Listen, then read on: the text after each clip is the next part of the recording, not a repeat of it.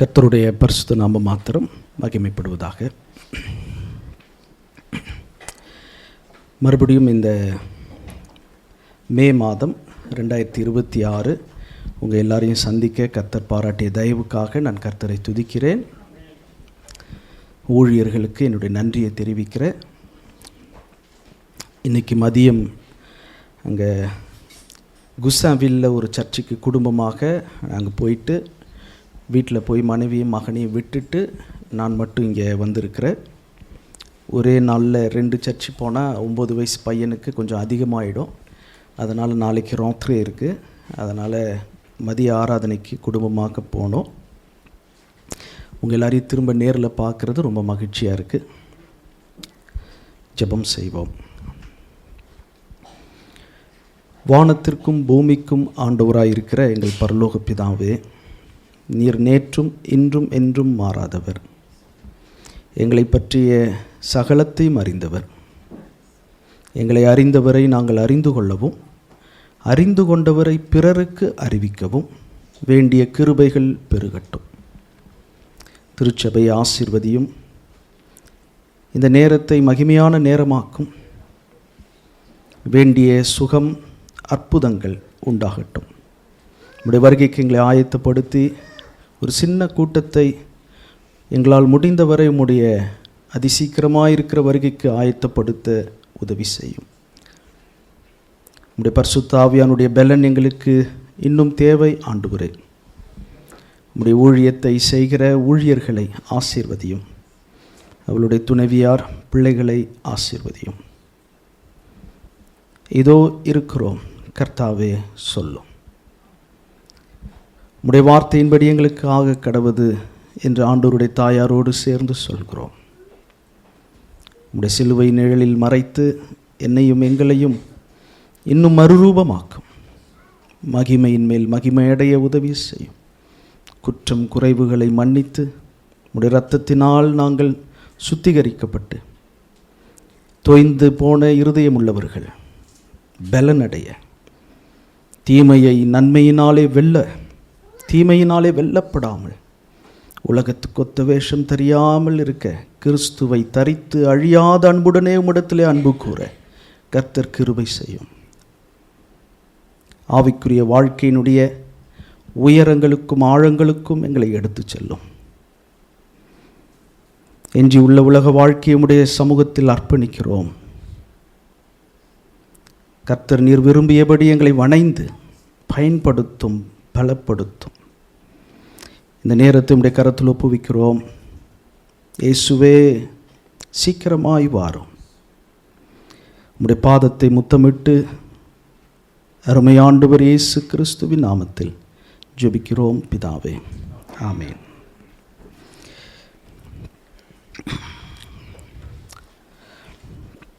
இந்த 2026 இந்த நாட்களில் கர்த்தர் இந்த வருடத்தில் உங்களுடைய திருச்சபை ஊழியத்திற்கு கொடுத்திருக்கிற பாரத்தையும் தரிசனத்தையும் நிறைவேற்ற வேண்டிய கிருபைகளை இன்னும் அதிகமாய் தருவாராக.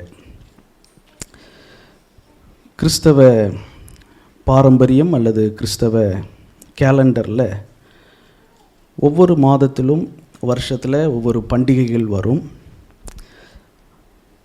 இயேசு கிறிஸ்துனுடைய பிறப்பை கொண்டாட தேவையில்லை, இயேசு கிறிஸ்துனுடைய மரணத்தை தான் நாம் நினைவு கூற வேதத்தில் எழுதியிருக்கிறது என்று வாதிடுகிறவர்கள் உண்டு.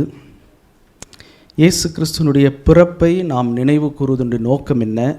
அடுத்த தலைமுறை வாலிபர்கள், குறிப்பாய் திருச்சபைக்கு வருகிற புதிய நபர்கள் இயேசு கிறிஸ்துனுடைய முதல் வருகையையும் அவருடைய பிறப்பையும் அவங்களுக்கு கற்றுத்தரணும், புரிந்து கொள்ளணும் என்பதற்காக தான் நாம் கிறிஸ்மஸ் நாட்களை விசேஷித்து கொள்கிறோம். போன மாதம் ஏறக்குறைய 40 நாட்கள் இயேசு கிறிஸ்துனுடைய பாடுகளை தியானித்தவர்கள் இருக்கலாம். அவருடைய சிலுவையில் அவர் சொன்ன 7 வார்த்தைகளை தியானித்தவர்கள் இருக்கலாம். இயேசு கிறிஸ்துனுடைய உயிர்த்தெழுதலை நினைவு கூர்ந்து கொண்டாடுவதின் நோக்கம் என்ன? புதிய விசுவாசிகளுக்கும் புதிதாய் ஆலயத்துக்கு வருகிறவர்களுக்கும் சுவிசேஷ புஸ்தகங்களில் எழுதிய காரியங்களை நினைவுபடுத்த கற்றுக் கொடுக்கத்தான் இந்த பாரம்பரியங்கள், இந்த விழாக்கள் நினைவு கூறப்படுகிறது. அந்த வகையில் இந்த மே மாதம் பெந்தேகோஸ்தே என்கிற பண்டிகை நெருங்குகிறது. பரிசுத்த ஆவியானவரை குறித்த விழிப்புணர்வும் தெளிவும் திருச்சபைக்கு தேவை. பிரான்ஸ், யூரோப் போன்ற நாடுகள் மத சார்பற்ற அரசியல் செய்தாலும் இன்னும் ஏத்தியிஸ்ட் கண்ட்ரி படைத்தவரை மறந்துவிட்ட நாடுகளும் கூட லேந்தி து பாந்த்கோத் என்று அரசு விடுமுறை விடுகிறார்கள். வாலிபர்கள், குழந்தைகளுக்கு இதை கற்றுத்தர வேண்டிய பொறுப்பு ஊழியர்களுக்கும் பெரியவர்களுக்கும் உண்டு. இந்த பெந்தேகோஸ்தே நாளன்று உங்களோடு கூட நான் இருக்க முடியாத பட்சத்தினால இந்த நாளில் உங்களோடு கூட பரிசுத்த ஆவியானவரை குறித்த காரியங்களை இந்த மே மாத துவக்கமாக இருக்கிறதுனால பகிர்ந்து கொள்ள விரும்புகிறேன். கர்த்தருடைய நாமத்துக்கு மகிமை உண்டாகட்டும். ஒரு பக்கம் விசுவாசிகள், இன்னொரு பக்கம் அவிசுவாசிகள். இயேசு கிறிஸ்துவை ஏற்றுக்கொண்ட தேவனை விசுவாசிக்கிறவர்கள் ஒரு பக்கம் இருக்கிறாங்க, ஒரு பக்கம் கடவுளை நம்பாதவர்கள், அவங்களுடைய சொந்த பலத்தை நம்புகிறவர்கள் ஒரு பக்கம் இருக்கிறாங்க. இது ரெண்டுத்துக்கும் நடுவில் ஒரு கூட்டம் இருக்கிறாங்க. அவங்க தான் விசுவாசத்தில் பலவீனர்கள். ரோமர் 14வது அதிகாரம் முதல் வசனத்தில் வாசிக்கிறோம். ரோமர் 14 முதல் வசனம், விசுவாசத்தில் பலவீனம் உள்ளவனை சேர்த்து கொள்ளுங்கள். 15வது அதிகாரம் முதல் வசனத்திலையும் வாசிக்கிறோம், பலம் உள்ளவர்களாகிய நாம் நமக்கே பிரியமாய் நடவாமல் பலவீனருடைய பலவீனங்களை தாங்க வேண்டும். பலவீனருடைய பலவீனங்களை தாங்க வேண்டும், அவர்களை சேர்த்து கொள்ள வேண்டும். விசுவாசத்தில் பலவீனம் உள்ளவர்கள் அப்படின்னா அவங்க அவிசுவாசி இல்லை, விசுவாசிகள் தான். ஆனால் விசுவாசம் பலவீனப்பட்டு போயிருக்கு. இவங்க விசுவாசி என்பதனால விசுவாசம் பலவீனப்பட்டிருக்கிறத காட்டிக்க மாட்டாங்க. விசுவாசத்தில் பலமுள்ளவர்களைப் போல காட்டிக்கொள்வார்கள். ஏன்னா அவங்க அவிசுவாசி இல்லை, விசுவாசிகள். நம்மில் பலருக்கு கர்த்தருக்குள்ளான சந்தோஷம், பரிசுத்த ஜீவியம், விசுவாசம், தேவ பயம், இதில் பலவீனப்படும்போது நமக்கு வருகிற ஒரு பெரிய சோதனை என்னென்னா, அதில் நம்ம ரொம்ப பலமுள்ளவர்களை போல காட்டிக்குவோம். அதிகமாக ஜெபிக்கிறவர்களைப் போல, கர்த்தருக்கு பயப்படுகிறவர்களைப் போல, பரிசுத்தமாய் இருப்பதைப் போல, விசுவாசம் அதிகம் இருப்பது போல காட்டிக்கொள்ள அப்படிப்பட்டவர்கள்தான் விசுவாசத்தில் பலவீனர்கள். இந்த பலவீனமானவர்களை நாம் சேர்த்து கொண்டு அவங்களுடைய பலவீனங்களை தாங்க வேண்டும். அதற்கு தான் சபை கூடி வருகிறோம், கர்த்தரை ஆராதிக்கிறோம், ஜெபிக்கிறோம். கர்த்தருடைய வார்த்தையின் மூலம் அவர் தம்மை நமக்கு வெளிப்படுத்துகிறார். ஒருவேளை நமக்கு விசுவாசத்திலேயோ அல்லது தேவனுடைய காரியங்களில் கூடுதலான ஈடுபாடும் அர்ப்பணிப்பும் இருந்தால், ரோமர் 14:22 வாசிக்கிறோம். ரோமர் 14:22, உனக்கு விசுவாசம் இருந்தால் அது தேவனுக்கு முன்பாக உன் மட்டும் இருக்கட்டும். நல்லதென்று நிச்சயித்த காரியத்தில் தன்னை குற்றவாளியாக்காதவன் பாக்கியவான். எனக்கு விசுவாசம் இருக்குது, நான் கறிமீன் சாப்பிட மாட்டேன் 40 நாள், தேவனுக்கு முன்பாக உன் மட்டும் இருக்கட்டும்.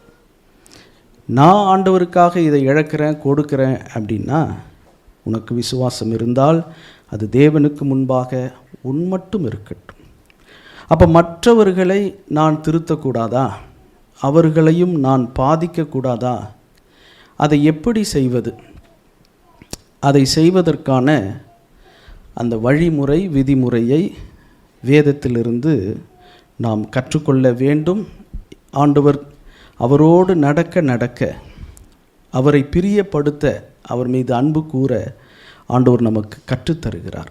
அதுதான் சீஷத்துவம். சீஷர்கள் நாம் அவரிடத்தில் கற்றுக்கொள்ளுகிறோம். 1 கொரிந்தியர் 7வது அதிகாரம்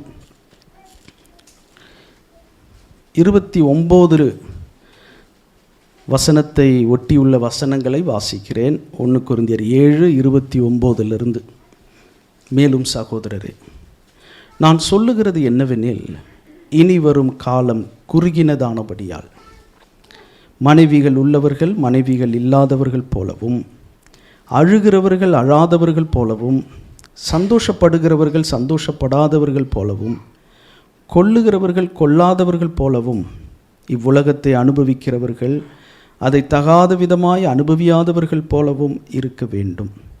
இவ்வுலகத்தின் வேஷம் கடந்து போகிறது. 29வது வசனம், இனி வரும் காலம் குறுகின காலம். இனி வரும் காலம் குறுகினது அப்படின்னா நான் சீக்கிரம் செத்துருவேனா, என் பிள்ளைங்களுடைய கல்யாணத்தை பார்க்க மாட்டேனா, பிள்ளைங்களுடைய பிள்ளைங்களை பார்க்க மாட்டேனா, இப்போ தானே நிலம் வாங்கியிருக்கிறேன் புது வீட்டில் வாழ மாட்டேனா, இந்த மாதிரி மாதத்தினுடைய முதல் ஞாயிற்றுக்கிழமை இனி வரும் காலம் குறுகினதுன்னு சொன்னால் எப்படி? இதை எழுதினது யார்? பவுல். யாருக்கு எழுதினார்? கொரிந்து சபைக்கு. எப்போது எழுதினார்? 2000 வருஷத்துக்கு முன்னாடி சொல்கிறாரு இனி வரும் காலம் குறுகினது. அப்படின்னா நமக்கு மிக மிக குறுகியது. அப்படி பார்த்தா ஒரு 50 வருஷத்துக்கு முன்னால் என்னுடைய அப்பாவோடு கூட பிறந்தவங்க 16 பேர். எங்கள் அப்பா தான் மூத்தவர். உயிரோடு இருக்கிறது 10. 6 பேர் இறந்துட்டாங்க. எங்கள் அம்மாவுடைய பெரிய அம்மம்மாவுடைய அக்கா, அவங்க பிறந்தது 14ன்றாங்க, சிலர் 18ன்றாங்க. யார் சொல்கிறது கணக்கு உண்மையாக தெரியல. ஆனால் உயிரோடு இருக்கிறது 2 தான். இப்போ ஒரு 50-60 வருஷத்துக்கு முன்னால் சீக்கிரமாக செத்துருவாங்க.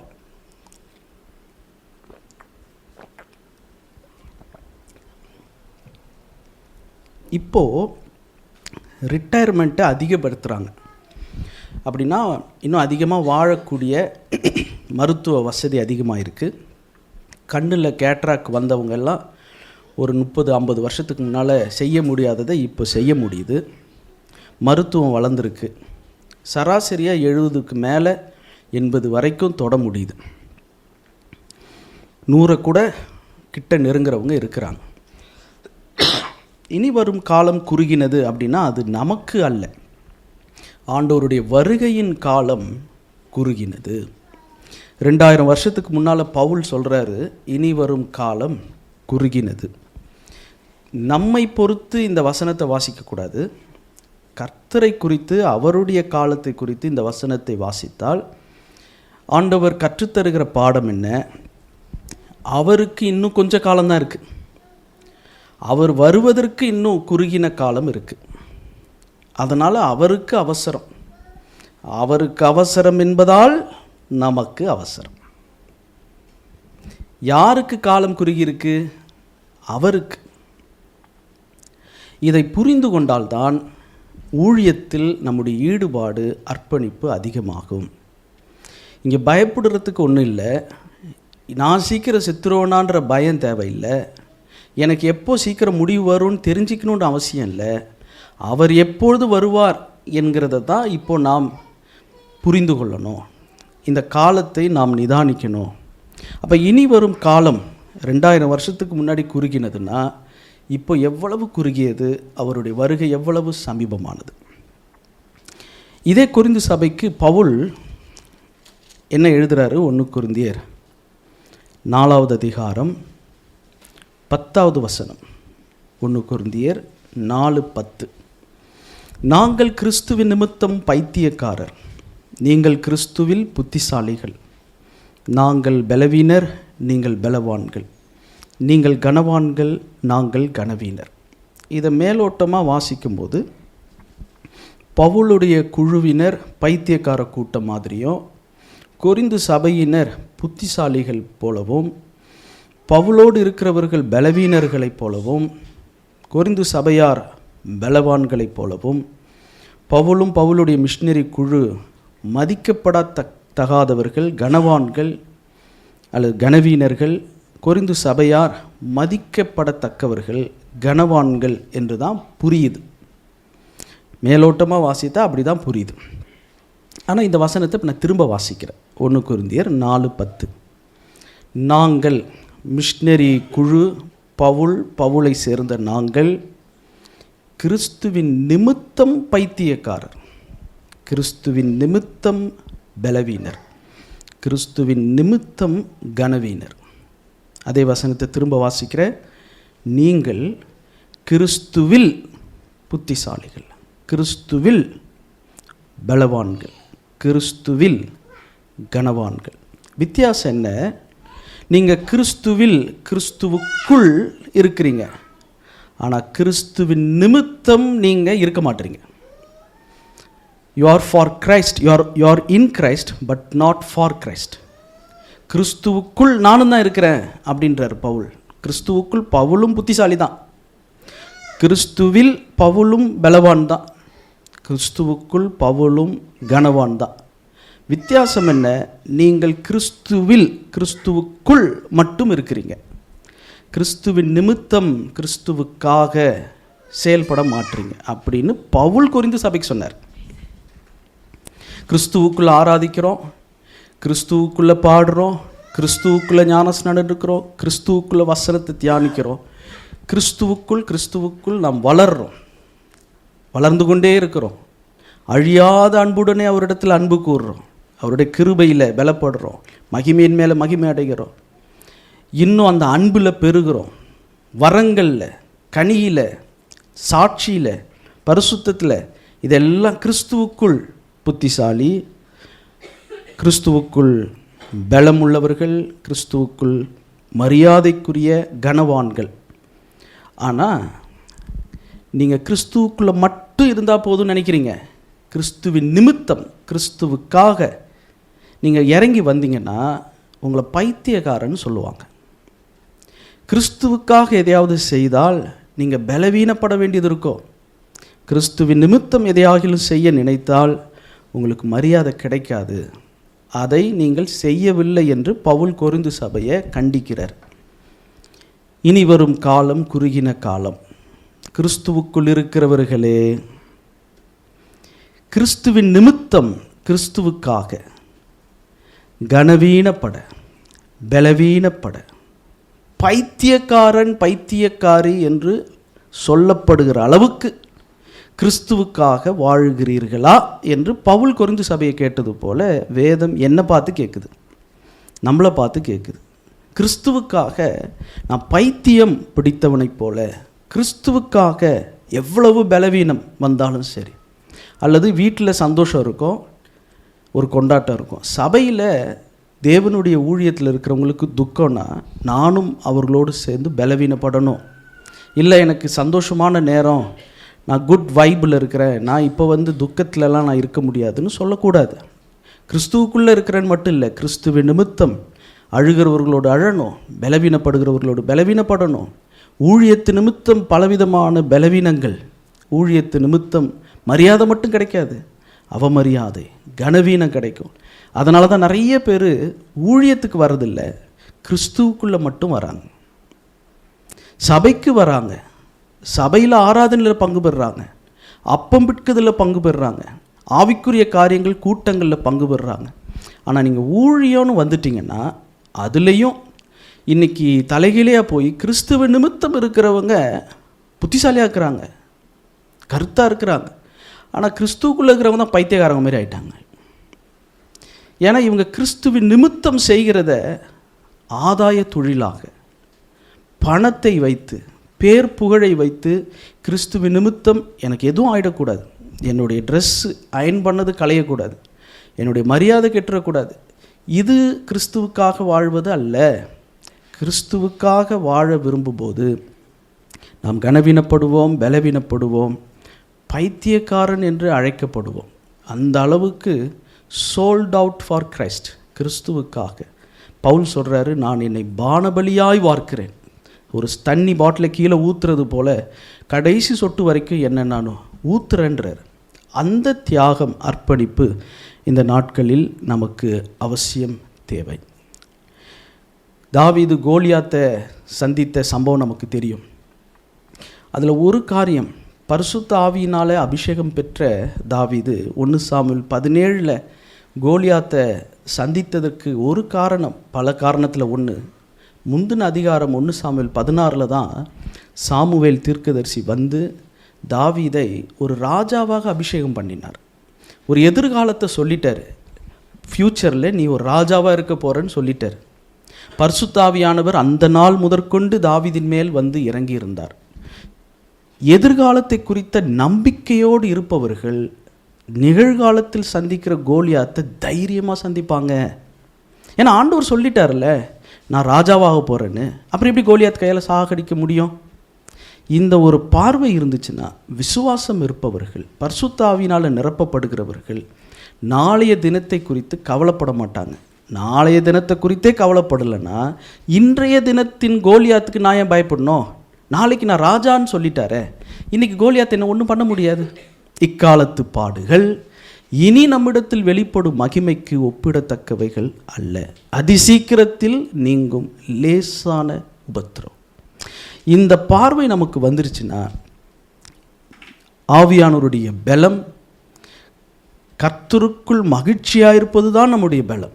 அந்த கர்த்தருக்குள்ளே இருக்கிற மகிழ்ச்சி என்ன? அவருக்குள் என்னை ஆண்டவர் எப்படி தெரிந்து கொண்டிருக்கிறார், என்னை கொண்டு என்ன திட்டம் வைத்திருக்கிறார், தரிசனம் என்ன, அழைப்பு என்ன என்பதை புரிந்து கொள்ளுகிறவர்களாய் மாற்றப்படுவோம். பரிசுத்த ஆவியானவரை குறித்து 1 கொரிந்தியர் 12 ஆவியானுடைய வரங்கள், கலாத்தியர் 5வது அதிகாரம் ஆவியின் கனி என்பதை பொதுவாக நாம் அறிந்திருக்கிறோம். ஒரு வித்தியாசமான கோணத்தில் நடைமுறையான வார்த்தையை பகிர்ந்து கொள்ள விரும்புகிறேன். மத்தேயு எழுதின சுவிசேஷம் 25வது அதிகாரம்.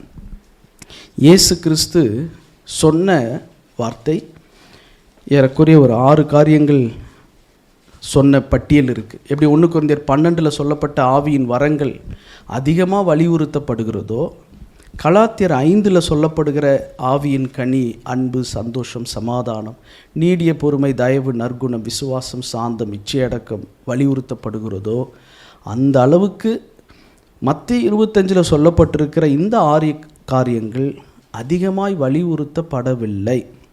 எனக்கு வயசு 41, கால் சட்டை போட்ட வயசுலேருந்து சபைக்கு போகிறேன். நீங்களும் யோசித்து பாருங்கள், இந்த வாசிக்க போகிற இந்த வசனத்தை அதிகமாய் வலியுறுத்துகிற ஊழியர்கள் எத்தனை பேர்? இது இயேசுவே சொன்னது. மத்தேயு 25, 35, 36 ஒரு 6 காரியம். பசியாயிருந்தேன், தாகமாயிருந்தேன், அந்நியனாயிருந்தேன், வஸ்திரமில்லாதிருந்தேன், வியாதியாயிருந்தேன், காவலில் இருந்தேன். பரிசுத்த ஆவியினால் நிரப்பப்படும் போது நம்முடைய ப்ராக்டிக்கல் லைஃப், இந்த 6 காரியங்களும் சரீரத்துக்கு அடுத்தது தான். சரீரத்துக்கு அடுத்ததை நாம் கவனிக்க நமக்கு நேரம் வேண்டும், அதுவும் அவசியம். இது இயேசுவே சொன்ன பட்டியல். இயேசு கிறிஸ்து பசியாக இருந்தார் அப்படின்னு எழுதலை, பசியாக இருந்தேன் எழுதுகிறார். இப்போ வயிற்றில் ஒருத்தவங்களுக்கு பசி இருக்குன்னு வச்சுங்க, பசிக்கிறவங்க இயேசு கிறிஸ்துவை பிரதிபலிக்கிறாங்க. நான் ரொம்ப ஆழமான சத்தியம்லாம் பேச வரல, அட்டை கிளாஸ் பாடம், எல்கேஜி, ஏபிசிடி. ஒருத்தவங்க பசிக்குதுன்னு சொல்கிறாங்கன்னா இயேசு சொல்கிறாரு, பசியாக இருந்தேன், எனக்கு உணவு கொடுத்தீர்கள், போஜனம் கொடுத்தீர்கள். ஒருத்தவங்க பசிக்குதுன்னு வீட்டில் சொன்னாலும், இல்லை நம்மளை சுற்றி யார் பசிக்குதுன்னு சொன்னாலும், அந்த நேரத்தில் அந்த நபர் இயேசுவை பிரதிபலிக்கிறார். பசிப்பவர்களுக்கு உணவு கொடுக்கிறது, அந்த சாப்பாடு கொடுக்கறது இருக்குல்ல, அது இயேசுவையே ட்ரீட் பண்ணுற மாதிரி. பரிசுத்த ஆவியினால் நிரப்பப்படும் போது இந்த மாதிரி சின்ன சின்ன விஷயங்களெல்லாம் பெருசுப்படுத்தாமல் என்ன செஞ்சிடறோம், ஆவிக்குரிய ஆழங்கள், உயரங்கள் என்கிற அந்த பாணியில், அந்த ஆங்கிளில் தீர்க்க தரிசனம், அந்நிய பாஷை, வரங்கள், இன்னும் வேத அறிவு, இன்னும் வேதத்தை ஆழமாய் தியானிக்கிற வேத ஆராய்ச்சிகள், இதில் இஸ்ரவேல் ஹோலி டூர், புனித யாத்திரை என்கிற பேரில் இதெல்லாம் மிஷினரி ஊழியம், அது இதுன்னு சபை ஊழியம், மேனேஜ்மெண்ட், ஃபைனான்ஸ், இதெல்லாம் தேவைதான். ஆனால் இந்த காரியம்தான் எளிமையான முறையில் சுவிசேஷத்தை மற்றவர்களுக்கு கொண்டு போகிற வழின்னு இயேசுவே சொல்லி கொடுத்துருக்கிறார். பசியாக இருக்கிறவர்களை இந்த நாளிலிருந்து செய்கிறவர்கள் இன்னும் கூடுதலாக்குவோம், அதை மறந்து போனவர்கள் அதை ஞாபகப்படுத்துவோம். நமக்கு பக்கத்தில் பசிக்குதுன்னு சொன்னாலும் சரி, நிறைய பேர் சொல்கிறதில்ல. ரோட்டோரத்தில் எவ்வளோ பேரை பார்க்குறோம். கடைசியாக நம்ம ஒரு பழத்தை நமக்கு தெரியாத யாரோ ஒருத்தவங்களுக்கு கொடுத்தது எப்போது? தெரிஞ்சவங்களுக்கு வீட்டுக்கு கூப்பிட்டு நாம் அவங்க வீட்டுக்கு போய் ஏப்பம் விடுறத சொல்ல, தெரியாதவர்கள் ரோட்டோரத்தில் இருக்கிறவங்களுக்கு ஒரு பிஸ்கெட் பாக்கெட், ஒரு பழம், சபையாய் சேர்ந்து செய்கிற குழு முயற்சி திட்டம், அதை நான் சொல்லலை. தனி நபராக ஒவ்வொருவரும் ஒரு பழமோ ஒரு பிஸ்கெட் பாக்கெட்டோ ஒரு தண்ணி பாட்டிலோ, இப்போ வெயில் காலம் வருது, யாருக்காவது நான் கொடுக்கணும்.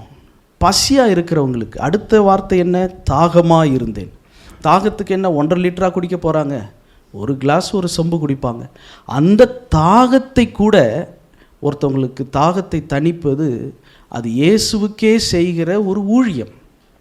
இயேசுவுக்கு நான் இதை செய்தேன் அப்படின்னா, தாகமாக இருக்கிறவங்களுக்கு தண்ணி கொடுக்குறதும் பசியாக இருக்கிறவங்களுக்கு சாப்பாடு கொடுக்குறதும் இயேசுவுக்கு செய்தது போல அப்படின்னு நினச்சிட்டோம்னா, ஏன் இந்த ஒரு சிம்பிளான காரியத்தை ஆண்டவர் சொன்னார்னா, நீ இங்கேருந்து வா, பசிக்கிறவங்களுக்கும் தாகமாக இருக்கிறவங்களுக்கும் கவனி, அவங்க மேலே அக்கறையாக இரு, அடுத்தவங்களுடைய உணர்வை புரிந்து கொள், அவங்களுடைய அன்றாட தேவைக்கு நான் எப்படி உன் தேவையை கவனிக்கிறேனோ அதுபோல் மற்றவங்க தேவையை என் அளவில் நீ செய்ய முடியாது. நான் வானத்தையும் பூமியையும் உண்டாக்கினவர். ஆனால் அடுத்தவங்களுடைய ஒருவேளை பசிக்கு ஒரு தாகத்துக்கு தண்ணி கொடுக்கறத நீ செய்யலாம்ல, அதை கூட கவனிக்க முடியாத அளவுக்கு அப்படி என்ன ஆரோன்னு உனக்கு ஆவிக்குரிய உயரம் அப்படின்னு என்னை பார்த்து பைபிள் கேட்குது. நம்மளை பார்த்து பைபிள் ஒரு கண்ணாடியை போல் கேட்குது. நம்மளால் முடிந்ததை மற்றவர்களுடைய தேவை, மற்றவர்கள் மீது அக்கறை, கரிசனை, கன்சர்ன், இந்த பசிக்கும் தாகத்துக்கும் முக்கியத்துவம் கொடுப்போம். அந்நியனாய் இருந்தேன், என்னை சேர்த்து கொண்டீர்கள். வீட்டில் எத்தனையோ பேர் முகம் தெரியாதவங்களை வீட்டில் தங்க வைப்பாங்க. அதனால் பல பிரச்சனைகள் வந்திருக்கு. எத்தனையோ பிரச்சனைகள் நான் கேள்விப்பட்டது, நேரில் பார்த்தது. ஒரு கணவன் மனைவி பிள்ளைகளோடு இருக்கிற வீட்டுக்கு தங்க வைக்க வந்தவர் கடைசியாக அவர் குடும்பம் அமைச்சிட்டு போயிட்டார், இவர் தனியாக நிற்கிறார். இந்த மாதிரிலாம் வேதனையான காரியங்கள் இருக்குது. ஆனால் முடிந்தவரை அந்நியர்களை, இன்றைக்கி சொந்தக்காரங்க கூட வீட்டுக்கு வரணும்னா ரோந்தையை வாங்கிட்டு தான் வரணும், சும்மா வந்து நிற்க முடியாது. அந்நியர்களை உபசரிக்கிறது அது சில நேரங்களில் தேவ தூதர்களையும் உபசரிக்கிற மாதிரி மாறிடும். ஒருவேளை அது நம்மளுடைய குடும்பமோ சபையோ சேராதவர்கள் யாரோ ஒருத்தவங்க, அவங்களுக்கு செய்கிற சின்ன சின்ன உதவிகள், அந்த உதவி மனப்பான்மை, ஹெல்பிங் டெண்டன்சி வரணும். இன்னும் ஒரு 30-50 வருஷத்தில் யாருக்கும் உதவி செய்ய மாட்டாங்க. எல்லாருக்கும் சுயநலம் வந்துடும், யாருக்கும் தேவையில்லைன்னு போயிடும், அடுத்தவங்களை பற்றி யோசிக்கிற எண்ணமே இருக்காது. இன்னொரு 50 வருஷத்தில் தேவ பிள்ளைகளுக்குள்ளே தான் இந்த உதவி மனப்பான்மை இருக்கணும். பசியாக இருந்தேன், எனக்கு போஜனம் கொடுத்தீர்கள், தாகமாக இருந்தேன், என் தாகத்தை தீர்த்தீர்கள், என் தாகத்தை தீர்த்தீர்கள், அந்நியனாக இருந்தேன், என்னை சேர்த்து கொண்டீர்கள். 5 பிள்ளையா? காஃப்லேருந்து இவ்வளோ வரும். வாங்க பிரதர் முன்னாடி உட்காருங்க, காணிக்க அதிகமாக வரும். குழந்தையே இல்லையா? பெருசாக வருமானம் வராத, அப்படி ஓரமாக போங்க பிரதர், லைனில் நில்லுங்க சாப்பாட்டுக்கு. இதெல்லாம் நடக்குது. யாருக்கு அதிகமாக வருமானம் வருமோ அவங்கக்கிட்டேருந்து எவ்வளோ காணிக்க வருமோ அவங்களுக்கு பீங்காந்தட்டில் சோறு, மற்றவங்களுக்கு ஆறிப்போன அதே டின்னு ரொட்டி சாண்ட்விச். அதே ஆளுக்கு ஒரு நாள் பணம் வந்துருச்சுன்னு வச்சுங்க, இவர் பீங்க அங்கே வருவார், இவருக்கு காஃப் நிறுத்திருச்சுன்னா இவர் அங்கே சாண்ட்விச்சுக்கு போய் நிற்பார். அந்நியனை உபசரிக்க தான் சொன்னார், அந்நியனை ஆக்க சொல்லலை. அந்நியனாக்கி உபசரித்து அப்படி ஒன்றும் ஆண்டவர் செய்ய சொல்ல. தெரியாதவர்களை சேர்த்து கொள்ளுகிற மனதை வளர்த்து கொள்வோம். அது ஒரு ஆபத்தாக நினைக்க வேண்டாம். வஸ்திரம் இல்லாதிருந்தேன், எனக்கு வஸ்திரம் கொடுத்தீர்கள். வியாதியாக இருந்தேன், என்னை விசாரிக்க வந்தீர்கள். வியாதியாக இருக்கிறவங்ககிட்ட போய் நம்ம எல்லாரும் நிறைய பேர் ஜெபிக்கிறோம். ஆனால் பைபிள் எப்படி ஜெபிக்க சொல்லுது பாருங்கள்.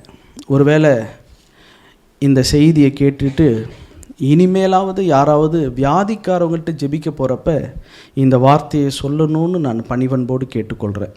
யாக்கோபு 5:16, நீங்கள் சொஸ்தமடையும்படிக்கு உங்கள் குற்றங்களை ஒருவருக்கொருவர் அறிக்கையிட்டு ஒருவருக்காக ஒருவர் ஜெபம் பண்ணுங்கள்.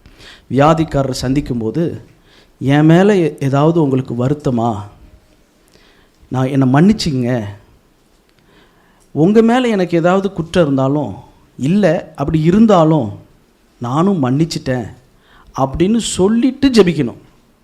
எங்கே உங்களுக்கு ஞாபகம் இருந்துச்சுன்னா யாராவது எங்கேயாவது எப்பயாவது இந்த யாக்கோபு 5:16 தமிழில் தானே எழுதியிருக்கு. ஜெபிக்க போகிறவர்கள் வியாதிக்காரரை பார்த்து ஒருவருக்கொருவர் குற்றங்களை அறிக்கையிட்டு, என் மேலே தப்பு இருந்தால் மன்னிச்சிங்க அப்படின்னு அந்த வியாதிப்பட்டவரை பார்த்து கேட்கணும். உங்கள் மேலே எனக்கு எதுவும் வருத்தம் இல்லை, அப்படியே ஏதாவது ஞாபகத்தில் இல்லாமல் இருந்தாலும் நானும் உங்களை மன்னிச்சிட்டேன்.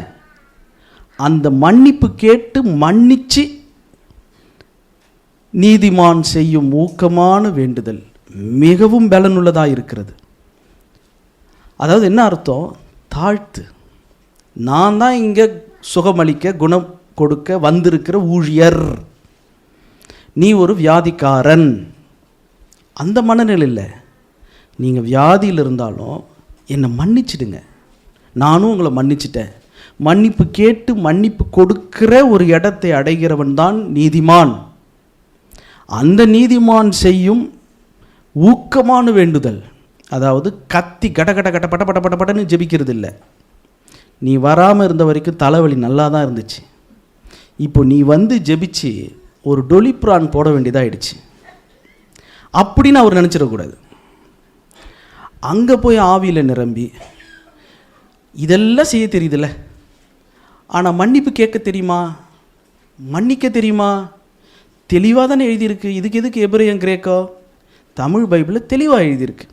நீங்கள் சொஸ்தமடையும்படிக்கு உங்கள் குற்றங்களை ஒருவருக்கொருவர் அறிக்கையிட்டு ஒருவருக்காக ஒருவர் ஜெபம் பண்ணுங்கள்.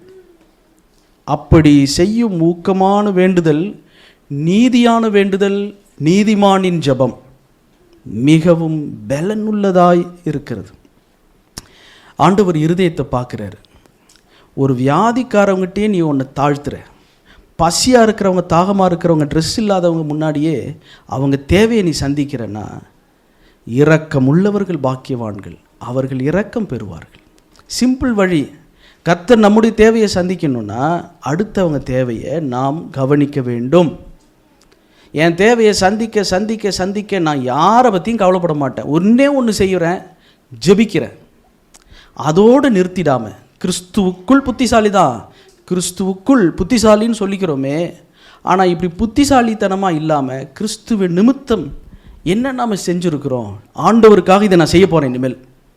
அவங்க பைத்தியக்காரன்னு சொல்லட்டும். வியாதியஸ்தருக்காக ஜெபிக்க வர சொன்னால் வியாதிக்கார்ட்ட போய் என்னை மன்னிச்சிங்க, நானும் உங்களை மன்னிச்சிட்டேன்னா, ஜெபிச்சு எண்ணெய் பூசி ஏதாவது நீ அற்புதம் பண்ணுவேன்னு பார்த்தா அவங்கக்கிட்ட போய் என்னை மன்னிச்சிங்கன்னு கேட்குற பைத்தியக்காரன். கிறிஸ்துவின் நிமித்தம் பைத்தியக்காரன், கிறிஸ்துவுக்குள் புத்திசாலி. அதனால தான் மற்றவங்க பார்வைக்கு பைத்தியக்காரனா தெரிகிற. போய் மன்னிப்பு கேட்குற. இன்னையிலிருந்து எங்கே யாருக்காக நாம் வியாதிக்காரருக்காக ஜெபிக்கும்போது சந்தர்ப்பம் இருந்தால் நேரில் சந்தித்தா அவங்கக்கிட்ட போய் மன்னிப்பு கேளுங்க. என்ன தப்பு பண்ணன்னு எனக்கு தெரியாது, ஏதாவது பண்ணியிருந்திருக்கலாம். அவங்களுக்கு முன்னாடி நாம் தாழ்த்தும் போது கர்த்தர் அப்படிப்பட்ட தாழ்மையானவருடைய ஜெபத்தை கேட்பார். கேட்டு நம்ம ஜெபத்தின் மூலம் அவங்க பிணி சொஸ்தம் அடைகிறது மட்டுமல்ல, அந்த தாழ்மையை பார்த்து நம்முடைய ஆவிக்குரிய பிணியிலிருந்து எவ்வளவோ சொஸ்தம் நமக்கு கிடைக்கும். நாம் நீதிமானாக்கப்படுகிறோம். அந்த வசனம் அப்படி தான் சொல்லுது, நீதிமான் செய்யும் ஊக்கமான வேண்டுதல். அப்போ என்ன நீதிமான ஆக்குகிறது எது? தாழ்மை. கிறிஸ்துவின் நிமித்தம் வருகிற நீதி, நீதியின் கனியினால் நிறையப்பட்டவர்களாய் நாம் இருக்க வேண்டும். அந்த வசனம் கூட ஒரு அருமையான வசனம். பிலிப்பியர் 1வது அதிகாரம், பிலிப்பியர் 1வது அதிகாரம் 9, 10, 11. மேலும் உத்தமமானவைகளை நீங்கள் ஒப்புக்கொள்ளத்தக்கதாக, அண்டர்ஸ்டாண்ட் வாட் ரியலி மேட்டர்ஸ், எது உத்தமமோ அதை ஒத்துக்கொள்ளுங்கள். வசனம் என்ன சொல்லுதோ அதை நான் ஏற்றுக்கொள்கிறேன்.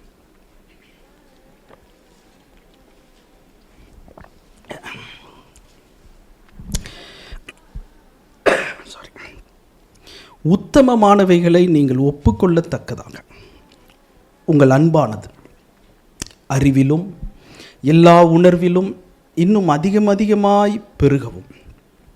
நம்முடைய அன்பு அறிவிலும் உணர்விலும் இருக்குதுன்னா எது உண்மையோ உத்தமமோ அதை ஏற்றுக்கொள்வோம், ஒப்புக்கொள்வோம். அப்படி இருந்தால் 10 தேவனுக்கு மகிமையும் துதியும் உண்டாகும். அப்படி உண்டாகும்படி இயேசு கிறிஸ்துவினால் வருகிற நீதியின் கனிகளால் நிறைந்தவர்களாயிருப்போம். கிறிஸ்துவின் கனி நமக்குள் பெருகினால் கிறிஸ்துவின் நாளுக்கென்று துப்புரவானவர்களும் இடரலற்றவர்களுமாய் நாம் இருப்போம். இடரலற்றவர்கள் அப்படின்னா என்ன அர்த்தம்? குற்றம் சாட்டப்படாதவர்கள்னா மற்றவர்களை பாவத்திலிருந்து விலக்கி அவர்களை பரிசுத்த ஜீவியத்திற்கு நேராய் நடத்துகிற சாட்சியின் ஜீவியம். நான் கிறிஸ்துவின் நாளுக்கென்று நான் இடரலற்றவனாக இருக்கணும். நான் யாருக்கும் நான் ஒரு தடைக்கல்லாக இருக்கக்கூடாது. தடைக்கல்லாக இருக்கக்கூடாதுன்னு மட்டும் இல்லை, அவங்க முன்னேறணும். அவங்க லைஃப் பாவத்தை விட்டு வெளியே வந்து கிறிஸ்துவுக்கு அவங்க கீழ்ப்படுகிறவங்களாக மாறணும். அதற்கு நான் உதவியாய் இருப்பேனே ஒழிய இடரலாய் இருக்க மாட்டேன். பரிசுத்த ஆவியானவர் நமக்குள் வரும்போது மற்றவர்கள் கிறிஸ்துவுக்குள் வளருகிறதற்கு நாம் உதவி செய்கிறவர்களாய் மாறுவோம். அவர்களுக்கு தடைகளாய் நாம் இருக்க மாட்டோம். சரி, இன்னும் ஆவியானவர் நமக்குள் வரும்போது வெளியே தெரியாத சரீரத்திற்கு வேண்டியதெல்லாம் நம்ம மத்தேயு 25 நாம் வாசித்தோம். பசியாக இருந்தேன், எனக்கு போஜனம் கொடுத்தீர்கள். 25:35. தாகமாக இருந்தேன், என் தாகத்தை தீர்த்தீர்கள். அந்நியனாக இருந்தேன், என்னை சேர்த்து கொண்டீர்கள். வஸ்திரம் இல்லாதிருந்தேன், எனக்கு வஸ்திரம் கொடுத்தீர்கள். வியாதியாக இருந்தேன், என்னை விசாரிக்க வந்தீர்கள். காவலில் இருந்தேன், என்னை பார்க்க வந்தீர்கள். வியாதியாக இருக்கிறாங்கன்னு நியூஸ் வந்துருச்சுன்னா எப்படியாவது நேரத்தை ஒதுக்கி அவங்கள விசாரிக்க, நேரில் நம்மளுடைய ப்ரெசன்ஸ், நேரில் போய் கேட்கக்கூடிய, விசாரிக்கக்கூடிய, முடியாவிட்டால் ஃபோன் பண்ணி அவங்களுக்கு நேரம் எடுத்து பரிவோடு அன்போடு பேசுகிற இருதயத்தை வளர்த்து கொள்ளணும். ஊழியம் அப்படின்ற அந்த பிஸியோ இல்லை எனக்கு மற்ற வேலைகள் இருக்குது அப்படின்னு நம்ம போயிடக்கூடாது. தேவனுடைய பிள்ளைகள் வியாதி உள்ளவர்களை, உடை இல்லாதவர்களை, ஏன் அந்நியர்களை கூட கவனிக்கிறதுல நம்மளுடைய மனசு, அன்பு அவ்வளவு விரிந்து பறந்து இருக்க வேண்டும். காவலில் இருந்தேன் அப்படின்னா ஜெயிலில் இருக்கிறவங்க மட்டும் இல்லை. இன்றைய நாட்களில் எது ஜெயிலு எது வீடுனே தெரியல, அந்த அளவுக்கு போயிடுச்சு. ஒவ்வொருத்தவங்க எதோலையோ அவங்களே போய் சிக்கிக்கிறாங்க. வேடனுடைய கண்ணிக்கு ஆண்டவர் நம்மை தப்பு வைக்கிறார். பலர் வேடனுடைய கண்ணியில் சிக்கி இருக்கிறாங்க. கிருதி அதுவும் ஒரு விதமான ஒரு கண்ணி தான், நம்மளால் எதுவும் செய்ய முடியல. அதுபோல் பல விதங்களில் பிள்ளைகள், வாலிபர்கள், குடும்பம், பெண்கள், ஆண்கள்னு ஒவ்வொருத்தவங்களும் ஒவ்வொரு விதமான மன அழுத்தத்திலும் ஆவிக்குரிய காரியங்கள்லையும் காவலில் இருக்கிறாங்க. அவங்க என்ன விதமான ஜெயிலில் இருக்கிறாங்க, என்ன விதமான கட்டில் இருக்கிறாங்க. அவர்களை பார்க்க போவது, விசாரிப்பது, அவர்களுக்கு ஆறுதலாக பேசுவது, அவர்களுக்கு வேண்டிய ஆலோசனைகளை கொடுப்பது, அதுக்கேற்ற கல்விமானின் நாவை வளர்த்து கொள்வது, இதெல்லாம் தான் ப்ராக்டிக்கலாக நாம் ஆவியானவரால் வழிநடத்தப்படுகிற ஒரு ஜீவியம். மத்தேயு எழுதின சுவிசேஷம் 18வது அதிகாரம் 15வது வசனம். இப்போது ஆவிக்குரிய ரீதியில் நாம் மற்றவர்களுக்கு செய்ய வேண்டிய நன்மை. சரீர ரீதியாக பசி, தாகம், வஸ்திரம் இல்லாமல் அந்நியர்களாய் காவலில் வைக்கப்பட்டிருக்கிறவர்கள், அவர்களுக்கு வியாதியாக இருக்கும்போது நாம் போய் பார்ப்பது, விசாரிப்பது, சரீர ரீதியான கவனிப்பு. இப்போது நாம் மத்தேயு 18 15வது வசனத்தில் வாசிக்கிறோம். உன் சகோதரன் உனக்கு விரோதமாக குற்றம் செய்தால் அவனிடத்தில் போய் நீயும் அவனும் தனித்திருக்கையில் அவன் குற்றத்தை அவனுக்கு உணர்த்து. அவன் உனக்கு செவி கொடுத்தால் உன் சகோதரனை ஆதாயப்படுத்தி கொண்டாய். இதே வார்த்தையை மத்தேயு எழுதின சுவிசேஷத்தில் 5வது அதிகாரத்தில் எப்படி வாசிக்கிறோம் பாருங்கள். 23 இந்த வசனத்தை நல்லா திரும்ப வாசிக்கிற, 2 முறை வாசிக்கிற. மத்தேயு 5:23, நீ பலிபீடத்தினிடத்தில் உன் காணிக்கையை செலுத்த வந்து உன் பேரில் உன் சகோதரனுக்கு குறை உண்டென்று அங்கே நினைவு கூறுவாயாகில். இப்போ யார் மேலே யாருக்கு பிரச்சனை? நீ பலிபீடத்தினிடத்தில் உன் காணிக்கையை செலுத்த வந்து உன் பேரில் உன் சகோதரனுக்கு குறை உண்டென்று அங்கே நினைவு கூறுவாயாகில். அப்படின்னா உன் சகோதரன் மேலே உனக்கு குறை இல்லை, உன் மேலே உன் சகோதரனுக்கு தான் குறை. அப்படின்னா எனக்கு மற்றவங்க மேலே எந்த கசப்போ வெறுப்போ இல்லை, அவங்களுக்கு என் மேலே ஏதோ ஒரு கசப்பு தாக்கம் ஏற்பட்டிருக்கு அப்படின்னு நீ நினைவு கூர்ந்தாலே காணிக்கை வைத்து வச்சுட்டு போயிடு. அப்படின்னா பைபிள் எவ்வளவு ஆழமாக சொல்லுது. திரும்ப வாசிக்கிற, பலிபீடத்தினிடத்தில் உன் காணிக்கையை செலுத்த வந்து உன் சகோதரன் பேரில் உனக்கு குறை, அப்படி இல்லை, உன் பேரில் உன் சகோதரனுக்கு குறை உண்டென்று அங்கே நினைவு கூறுவாய் ஆகில். அதாவது நான் யாராலையும் காயப்படலை, என்னால் இன்னொருத்தவங்க காயப்பட்டிருக்கிறாங்க போல, என்னால் ஒருத்தவங்க காயப்பட்டிருக்கிறதாக நினைத்தாலே நான் பலிபீடத்தின் இடத்துல காணிக்கையை வச்சுட்டு போய் என்னால் நீங்கள் ஏதாவது காயப்பட்டுட்டீங்களா அப்படின்னு கேட்கணும். ஆனால் இப்போது மற்றவங்களால் நான் காயப்பட்டிருக்கிறேன், என்னால் அவங்க காயப்பட்டிருக்கிறாங்கன்றதை தாண்டி போய் அவங்களால நான் காயப்பட்டிருக்கிறேன், என்னாலே அவங்க காயப்பட்டிருக்கிறாங்க. ஆனால் துணிச்சல் அதிகமாகி யாரும் யாருக்கிட்டையும் போய் ஒப்புரவாகாமல் ஆண்டவருக்கு பணி செய்கிறதா இருக்கட்டும், இல்லை யாக்கோபு 5:16 வாசித்தபடி அந்த உறவை காத்துக்கொள்ள, உறவுக்கு முக்கியத்துவம் கொடுக்கறது முக்கியம் இல்லாமல் ஊழியம், ஜெபம், அற்புதம் இதுக்கு தான் முக்கியத்துவமா? ஆவியானவர் நமக்குள் கிரியை செய்யும்போது கர்த்தர் கொடுக்கிற பலியோ காணிக்கையோ அல்ல, நம்முடைய உறவு, ஒருவரை ஒருவர் எப்படி நேசிக்கிறோம். இப்போ மத்தேயு 18:15 வாசிக்கலாம். மத்தேயு 18:15, உன் சகோதரன் உனக்கு விரோதமாக குற்றம் செய்தால், இப்போ நீ செய்யலை, உன் சகோதரன் உனக்கு விரோதமாக குற்றம் செய்தால் அவனிடத்தில் போய் நீயும் அவனும் தனித்திருக்கையில் அவன் குற்றத்தை அவனுக்கு உணர்த்து. அவன் உனக்கு செவி கொடுத்தால் உன் சகோதரனை ஆதாயப்படுத்தி கொண்டாய். ஆவியானவர் நமக்குள்ள இருக்கும்போது மற்றவர்களுடைய குற்றங்களை நாம் திருத்துவதற்கு, அவர்களை கண்டிக்க வேண்டிய அளவில் கண்டித்து கர்த்தரிடத்தில் திருப்புவதற்கு முயற்சி எடுப்போம்.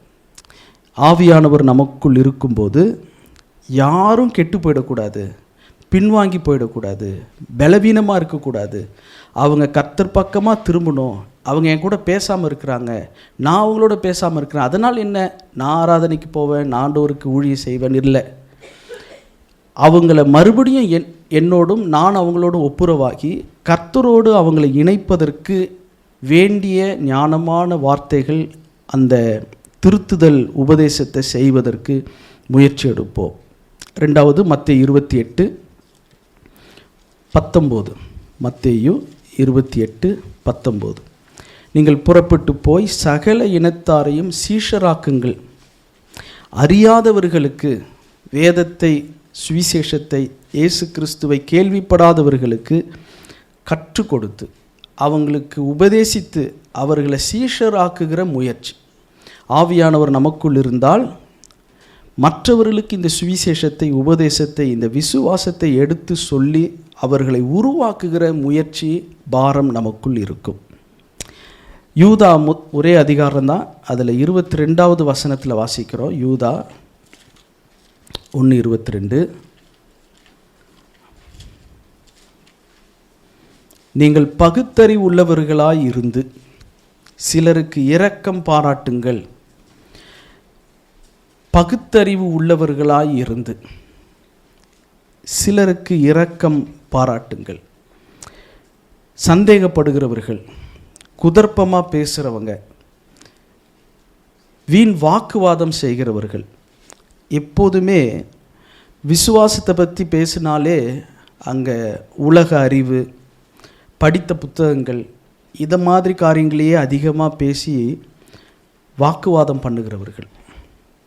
எனக்கு இன்னும் நேரம் இருக்குது, அப்புறம் நான் கடவுள்கிட்ட வரேன் அப்படின்னு சொல்கிறாங்கள, அவர்களை பகுத்தறிந்து அவர்களுக்கு வேண்டிய இரக்கத்தை காண்பியுங்கள்.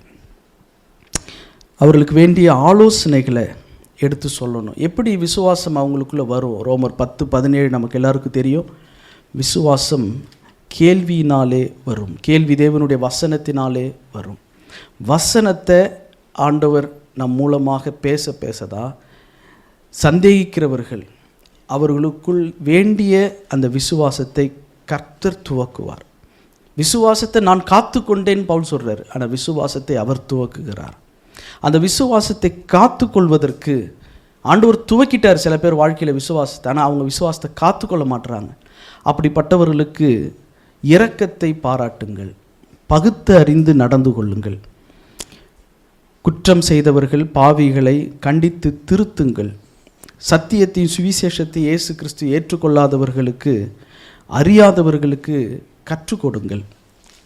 சந்தேகிக்கிறவர்களுக்கு இரக்கத்தை காண்பித்து வசனத்தை எடுத்து சொல்லி ஆலோசனை சொல்ல ஆயத்தமாயிருங்கள்.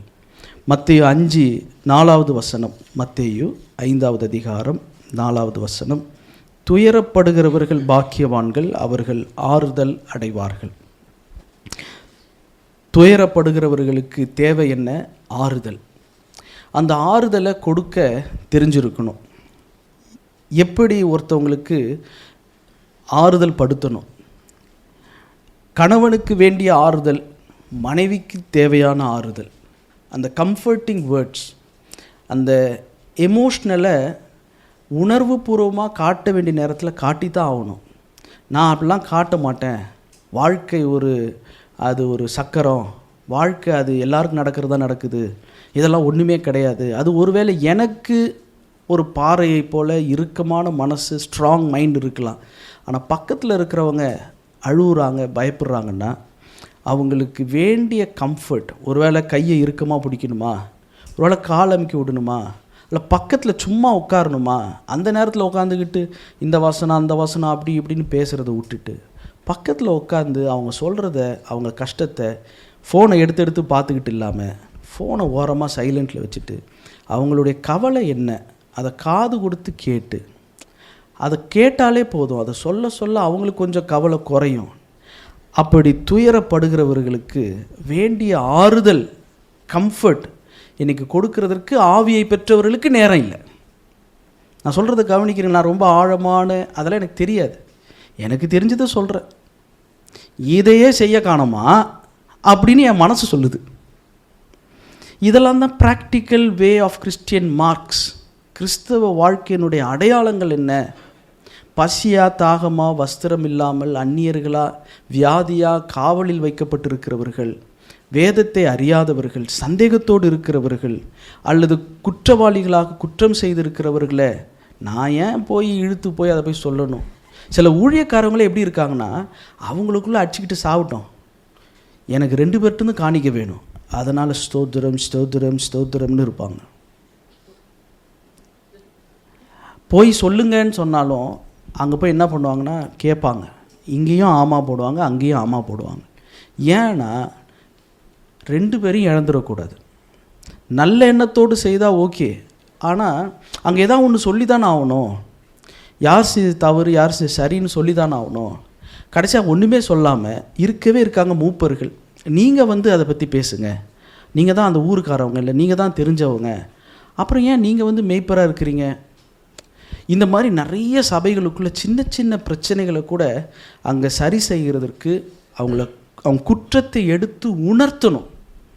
அவங்கள குற்றவாளின்னு சொல்லிடக்கூடாது. அந்த குற்றம் அவங்க செஞ்சிட்டாங்கன்னு உணர்த்த வைக்கிறது தான் தீமையினாலே வெல்லப்படாமல் தீமையை நன்மையினாலே வெல்லுவது எப்படி. அதற்காக ஜெபித்து வேண்டிய வார்த்தைகள் சுருக்கமாக இருந்தாலும் அன்போடு சொல்லுகிறதற்கு, இவர் சொன்னால் கேட்கலான்ற இடத்துக்கு முதல்ல நாம் சாட்சி பெறணும். அதனால் இஷ்டத்துக்கு பேசக்கூடாது. சாதாரணமாக பேசும்போது கூட நம்முடைய பேச்சு, நம்முடைய நடை உடை, நம்மளுடைய சாட்சி, அதனால தான் நீங்கள் பரிசுத்தாவியினால் நிரப்பப்படும் போது எனக்கு சாட்சிகளாக இருப்பீர்கள். அந்த சாட்சியின் ஜீவியம் இருந்தால்தான் மற்றவர்களுக்கு வேண்டிய ஆலோசனை கொடுக்க தெரியாட்டினாலும் நான் ஜெபிக்கிறேன், எனக்கு தெரிஞ்சால் நான் சொல்கிறேன், ஆனால் நான் ஜெபிக்கவும் மாட்டேன், சொல்லவும் மாட்டேன், அவங்களுக்கு குற்றத்தை எடுத்து உணர்த்தவும் மாட்டேன்னு நம்ம இருந்துட்டோம்னா அது ஆவிக்குரிய அது ஒரு வாழ்க்கை அல்ல. ஒரு ஆடு தொலைந்து போனால் அதை தேடி செல்கிற இருதயம் நமக்கு வேண்டும். 5வது 1 பேதுரு 2வது அதிகாரம் 20வது வசனம். ஆவியை பெற்ற வரம் பெற்ற ஊழியர் வருகிறார்னு நோட்டீஸ் அடிப்பாங்க நான் சின்ன பிள்ளையாக இருக்கும்போது. 1 பேதுரு 2:20, நீங்கள் குற்றம் செய்து அடிக்கப்படும் போது பொறுமையோடு சகித்தால் அதனால் என்ன கீர்த்தி உண்டு? நீங்கள் நன்மை செய்து பாடுபடும் போது பொறுமையோடு சகித்தால் அதுவே தேவனுக்கு முன்பாக பிரீதியாயிருக்கும். நன்மை செய்து பாடுபட்டு பொறுமையோடு சகிப்பது ஒரு ஆவிக்குரிய வாழ்க்கை. ஆவியானுடைய பலம் இருந்தால்தான் சகிப்பு இருக்கும். அதாவது காம்ப்ரமைஸ் பண்ணலை, பட் டாலரேட் பண்ணுறேன், பொறுத்து கொள்கிறேன், சகித்து கொள்கிறேன். 23வது வசனம் அதே அதிகாரம். இயேசு கிறிஸ்து வையப்படும் போது, அவரை திட்டும்போது பதில் வையாமலும் 3 நாளில் உயிர் தெழுந்து வந்து உன்னை கவனிச்சிக்கிறேன்னு சொல்லலை. அடிங்கடா அடிங்க சிலுவையில், அதோ 3 நாள் தான் வந்துடுறேன் அப்படின்னு சொல்லலை. பதில் வையாமலும் பாடுபடும் போது பயமுறுத்தாமலும் நியாயமாய் தீர்ப்பு செய்கிறவருக்கு தம்மை ஒப்புவித்தார். இந்த வசனம் ரொம்ப முக்கியமான வசனம். இயேசு கிறிஸ்துவே, நான் ஆர்டர் போட்டால் எத்தனை தூதர்கள் வர முடியும், ஆனால் பயமுறுத்தலை, இடி முழக்கெல்லாம் வர வைக்கல, நியாயமாய் தீர்ப்பு செய்கிறவருக்கு தம்மை ஒப்புவித்தார். நம்மளை பற்றி தப்பாக பேசுகிறாங்க, காயப்படுத்துகிறாங்க, ஒரு வார்த்தை தான் இருக்கும், ரொம்ப பெருசாலாம் இருக்காது. என்ன குண்டாயிட்டீங்க அப்படின்னு ஒரு வார்த்தை சொல்லிடுவாங்க, அவ்வளோதான் போச்சு. அங்கே உலக போர், அணுகுண்டு போர் எல்லாம் வந்துடும், வேறு ஒன்றும் பேசியிருக்க மாட்டாங்க. என்ன குண்டாயிட்டீங்க, என்ன முடி நரைச்சிருச்சு அப்படின்னு இதான் ஒரு வார்த்தை, அவ்வளோதான். நியாயமாய் தீர்ப்பு செய்கிறவருக்கு, இது குண்டாயிட்டன்றதுக்கெலாம் இந்த வசனம் தேவையில்லை. ஆண்டவர் தீர்ப்பு செய்வார், ஒன்றையும் குண்டாக்குவார் அப்படின்ற மாதிரிலாம் இந்த வசனம் இல்லை. அவ்வளவு மோசமாக வசனத்தை பயன்படுத்த வேண்டாம். வையப்படும் போது பதில் வையாமலும், நான் எதுவும் திருப்பி சொல்ல மாட்டேன், அமைதியாக இருப்பேன். அதுக்குன்னு உள்ள பல்ல கடிச்சிக்கிட்டு, அப்படியே ஸ்தேவானுக்கு கல் எடுத்த மாதிரி நம்ம பல்ல கடிச்சிக்கிட்டு, அந்த மாதிரி நேரத்தில் சில பேர் டிரைவிங் பண்ணுவாங்க பாருங்கள், அப்படியே வேகமாக இருக்குன்னு கோவத்தில் ஓட்டுனாங்கன்னு வச்சுங்க, அப்படியே F1 ரேஸில் ஓட்டுற மாதிரி இருக்கும், எல்லோரும் பத்திரமா இருக்கணும். அந்த மாதிரி கோவத்தை பாத்திரத்துலேயும் கார் ஓட்டுறதுலையும் பிரசங்கம் பண்ணுறதுலையும் அப்படி இல்லை. பதிலே சொல்லக்கூடாது, அதை கண்டுக்கவே கூடாது. யூடியூப் பார்க்குறோம், நடுவில் பிப்ளிசிட்டி வருது, முடிஞ்சால் மியூட்டில் வச்சிரு, இல்லைன்னா அது கொஞ்சம் நேரத்தில் இக்னோரேன்னு வரும், அப்போது இக்னோர் பண்ணிவிட்டு நம்ம அடுத்ததுக்கு போயிடுறோம் தானே. யூடியூப் பப்ளிசிட்டின்னு நினச்சிக்க வேண்டியது தான். இந்தமாரி ஆட்கள்லாம் யூடியூப் பப்ளிசிட்டி, அவங்க நடுவில் வருவாங்க, கொஞ்சம் நேரம் சம்மந்தம் இல்லாத விளம்பரம் வரும், ஒன்று மியூட்டில் வச்சுட்டு அது பாட்டு ஓடிக்கிட்டு நான் பப்ளிசிட்டியே தான் சொன்னேன் இல்லையா, அதை பாட்டு சொல்கிறத கேட்டுட்டு 5 செகண்டில் இக்னோரே பப்ளிசிட்டேன்னு வரும். இக்னோர் பண்ணிவிட்டு நம்ம வேலையை நம்ம பார்க்க வேண்டியது தான். அவங்களே யோசிப்பாங்க, பைத்தியமா இவ்வளோ கேவலமாக பேசுகிறேன், சிரிச்சுக்கிட்டு வந்து பேசுகிறாங்க. ஆமாம், கிறிஸ்துவுக்குள் புத்திசாலி மட்டும் இல்லை, கிறிஸ்துவின் நிமித்தம் பைத்தியக்காரன். கிறிஸ்துவ நிமித்தம் பைத்தியக்காரன் யார்? கோவம் வராது, வெக்கம், மானம், சூடு, சொரணை இருக்கக்கூடாது. என்ன பேசினாலும் மறந்துட்டு அடுத்த முறை புதிதாய் பிறந்த குழந்தையை போல, எப்படி இருக்கிறீங்க சிஸ்டர், எப்படி இருக்கீங்க பிரதர்னு கேட்கும்போது, இவங்களுக்கு பைத்தியமா நமக்கு பைத்தியமா, இப்போ என்ன நடந்துச்சு, ஏன் இவங்க இப்படி நார்மலாக பேசுகிறாங்க, இல்லை நம்ம அப்நார்மலாக இருக்கிறோமான்னு அவங்க யோசிக்கிற அளவுக்கு நடிக்கவும் கூடாது. இந்தமாதிரி ஓவர் ஆக்டிங் பண்ணியும் மாட்டிக்கூடாது. வையப்படும் போது பதில் வையாமல், பாடுபடும் போது பயமுறுத்தாமல், நியாயமாய் தீர்ப்பு செய்கிறவருக்கு. நான் சின்ன பிள்ளையாக இருக்கும்போது ஒருத்தவங்களுக்கு திருப்பந்தியில் பங்கு பெற வரவங்களுக்கு வேணுங்கன்னே அந்த ரசத்தை கீழே சிந்த விட்டுருவாங்க ஒருத்தவங்க கையில் வரும்போது. அவங்களுக்கு பயமுறுத்துறாங்களாம்.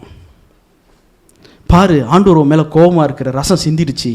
ஆட்டி விட்டது இவங்க, கரெக்டாக அந்த ஆள்கிட்ட போகிறப்போ மட்டும். இப்போ அவருக்கு என்னன்னா, நீ தான் தட்டி விட்டியா இல்லை நான் எடுக்கிறப்ப தான் தட்டுனுச்சா, ஆண்டவர் மேலே கோபமாக இருக்காரா? இதெல்லாம் சின்ன வயசில் நடந்திருக்கு. இந்த மாதிரி பாடுபடும்போது பயமுறுத்தாமல் நியாயமாய் தீர்ப்பு செய்கிறவருக்கு நம்மை ஒப்பு கொடுத்துடணும். ஆண்டவர் பார்த்துட்ருக்கிறார், நிச்சயம் பதில் அளிப்பார். நம்ம எவ்வளவுக்கு எவ்வளோ அமைதியாக இருக்கிறோமோ, இதெல்லாம் தான் ஆவியானவருடைய வரம். உண்மையிலே ஆவியில் நிரம்புனா, உன் வாயை விரிவாய் தர நன்மையினால் நிரப்புவேன் மட்டும் இல்லை, கம்முன்னு இருக்க வேண்டிய நேரங்கள் தான் அதிகமான நேரம். வாயை மூடிக்கிட்டு அமைதியாக இருக்கணும். கர்த்தர் பார்த்து கொள்வார். கர்த்தருடைய பருவத்திலே பார்த்து கொள்ளப்படும். அவர் நிச்சயமாய் நியாயமாய் பதில் செய்வார். மத்தேயு 6:12-14. மத்தேயு எழுதின சுவிசேஷம் 6வது அதிகாரம் 12-14. எங்கள் கடனாளிகளுக்கு நாங்கள் மன்னிக்கிறது போல எங்கள் கடன்களை எங்களுக்கு மன்னியும். 14. மனுஷருடைய தப்பிதங்களை நீங்கள் அவர்களுக்கு மன்னித்தால் உங்கள் பரமபிதா உங்களுக்கும் மன்னிப்பார். ஆவியினால் நிரம்புகிறவர்கள் மன்னிக்கிறோமா? உடனுக்குடன் மன்னிக்கிறோமா? நமக்கு தெரிஞ்சது ஒன்று தான், ஃபர்கிவ்னஸ். முதல்ல எடுத்தோடனே மன்னிச்சிடணும். இந்த செய்தியை கேட்டு யாராவது ஒருத்தவங்களுக்குள்ளே அந்த இலகிய மனசு வந்துடாதா? எவ்வளோ பெரிய தப்பு இருக்கட்டுமே, மன்னிச்சிருவோம். என்னையே அவர் மன்னிச்சார், எனக்காக சிலுவையில் மரித்தார். அவருடைய மரணத்தை தான் நினைவு கூறுறோம். நான் ஏன் மன்னிக்க முடியல? நீங்கள் மட்டும் மன்னிச்சு பாருங்கள், ஆவிக்குரிய வாழ்க்கை வளரும். பைபிள் காலேஜ் போகிறது, புனித யாத்திரை போகிறத விட முக்கியமானது எது தெரியுமா? மன்னிக்கிறது, சகிக்கிறது. இதெல்லாம் ஆவிக்குரிய பயிற்சி. இதை செய்யும்போது நாமும் வளருவோம், ஊழியமும் வளரும், நம் மூலம் கர்த்தருடைய நாமமும் மகிமைப்படும். யாக்கோபு 5:16 நாம் வாசித்தோம், வியாதி உள்ளவர்களுக்காக ஜெபிப்பது. கர்த்தருடைய ஊழியத்தில் இப்படிப்பட்ட விதத்தில் ஆவிக்குரிய பலத்தை நாம் மற்றவர்களுக்கு சாட்சியாய் நிரூபித்து காட்டும்போது, நம்முடைய வாழ்க்கையினுடைய அந்த உப்பாக ஒளியாக காட்டும்போது, நாம் தீமையை நன்மையினாலே வெல்லுவோம். உலகத்துக்கு ஒத்த வேஷம் தெரியாமல் கிறிஸ்துவை தரித்திருப்போம். நம்மளை பார்க்குறவங்க கிறிஸ்துவை பார்ப்பாங்க. கர்த்தருடைய நாம் மகிமைப்படட்டும். கர்த்தருடைய கிருபையினால் கடந்த 15 மாதங்களில் தம்பிக்கிட்ட நான் அனுப்பியிருந்தேன், அதை போட முடியுமாப்பா? போன வருஷம் 12 மாதங்களில் 7 குழுக்களை வட இந்தியாவுக்கு அனுப்ப கர்த்தர் உதவி செய்தார், போதுமானவராக இருந்தார். இந்த வருடம் ஜனவரி, பிப்ரவரி, மார்ச் இந்த 3 மாதத்தில், இப்போ ஏப்ரல் முடிஞ்சிருச்சு, இப்போ மேக்கு வந்துட்டோம். ஆனால் முதல் 3 மாதத்தில் 8 குழுக்களை அனுப்புவதற்கு கர்த்தர் உதவி செய்தார். அதாவது 15 மாதத்தில் 15 குழுக்களை வட இந்தியாவுக்கும் நேபாளுக்கும் அனுப்ப கர்த்தர் போதுமானவராக இருந்தார். கர்த்தருடைய நாமத்துக்கு மகிமை உண்டாகட்டும். நான் இருக்கிறது இங்கே, வேலை செய்கிறது இங்கே எக்காலில். நாளைக்கு எல்லாருக்கும் ராம்த்ரே பிள்ளைங்களுக்கெல்லாம் எனக்கும் நாளைக்கு தான் வேலை. நான் ஸ்கூலில் வேலை செய்கிறேன், எக்காலில் கார்ஜினோரில்.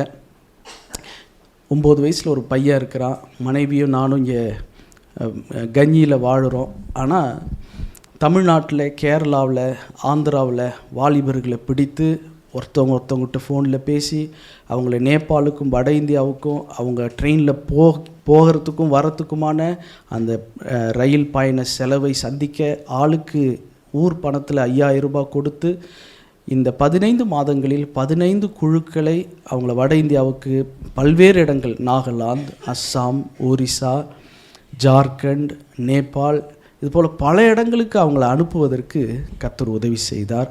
அதற்கு கொடுத்து உதவிய ஒவ்வொருவருக்காக நான் கர்த்தரை துதிக்கிறேன். போன வருஷம் 7வது குழு முதல் முறையாக பெண்கள் 2 யங் கேர்ள்ஸ், அவங்க மைசூர்லேருந்தும் பெங்களூர்லேருந்தும் 2 பேர் போயிருந்தாங்க. அவங்க ஒரிசாவுக்கு போயிருந்தாங்க.